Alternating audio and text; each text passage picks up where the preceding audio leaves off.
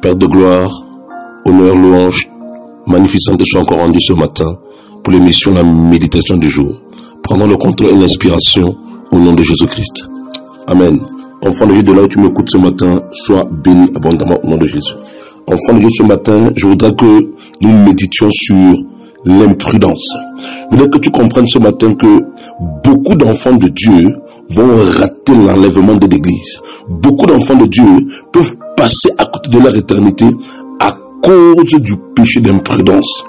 Dieu invite son peuple, surtout en ce temps que nous traversons, à être vraiment prudents, enfants de Dieu. Dans le livre de Matthieu 25, nous voyons l'histoire des 10 vierges. Alléluia. La Bible déclare, n'est-ce pas, que les vierges folles, lorsqu'elles partent à la rencontre de l'époux, alléluia, elles n'ont pas pris de l'huile de réserve, enfants de Dieu. Voilà ce qu'on appelle des chrétiens imprudents. Elles ne se sont pas préparées à l'éventualité de vivre ce qu'elles devaient rencontrer plus tard. Mais les vierges sages, c'est ce qu'on appelle des chrétiens prudents. Elles se sont préparées. Elles ont préparé l'attente de l'époux. Elles se sont préparées dans l'obéissance. Elles se sont préparées dans la soumission à la parole de Dieu. Elles se sont préparées dans la communion avec le Saint-Esprit. Parce que l'huile, c'est la communion avec le Saint-Esprit. Les chrétiens prudents sont des chrétiens qui marchent, qui développent, qui grandissent dans leur communion avec le Saint-Esprit. Je voudrais que tu comprennes une chose, enfant de Dieu. Il est écrit que personne ne connaît le jour du retour de Jésus. Ni les anges dans les cieux, ni le Fils, mais le Père seul. Mais la Bible n'a jamais dit que le Saint-Esprit ne connaît pas le jour. Alléluia, parce qu'il est écrit dans 1 Corinthiens 2:10 que l'Esprit de Dieu sonde tout, même les profondeurs de Dieu. Voilà les vieilles sages enfants de Dieu. Alléluia. Le tout est arrivé subitement, mais elles étaient imprudentes parce qu'elles n'avaient pas de communion avec le Saint-Esprit. Elles ont été surprises. Elles ont été surprises à cause de leur imprudence. Le chrétien prudent, c'est le chrétien qui s'applique dès aujourd'hui à vivre tout ce que Dieu demande. Quand on parle de prudence, enfant de Dieu, alléluia, quelqu'un qui est prudent, c'est quelqu'un qui vit dans une forme de sécurité, alléluia. Pas le chrétien méfiant, non. Quelqu'un qui est prudent, c'est quelqu'un qui va, n'est-ce pas, c'est quelqu'un, je veux dire, qui vit, oui, dans une sécurité, alléluia. Le chrétien prudent, c'est ça. Et dans les vierges folles, elles ont été imprudentes. Et quand l'époux est arrivé, alléluia, celles qui n'avaient pas pris l'huile avec elles se sont retrouvées complètement loin de l'époux. Parce qu'elles ont manqué de prudence. Dans le livre de Luc 10 aussi, le Seigneur parle, n'est-ce pas, du serviteur prudent. Alléluia. Il parle de l'économe fidèle et prudent, enfant de Dieu. Alléluia. Il parle de l'économe fidèle et prudent. Alléluia.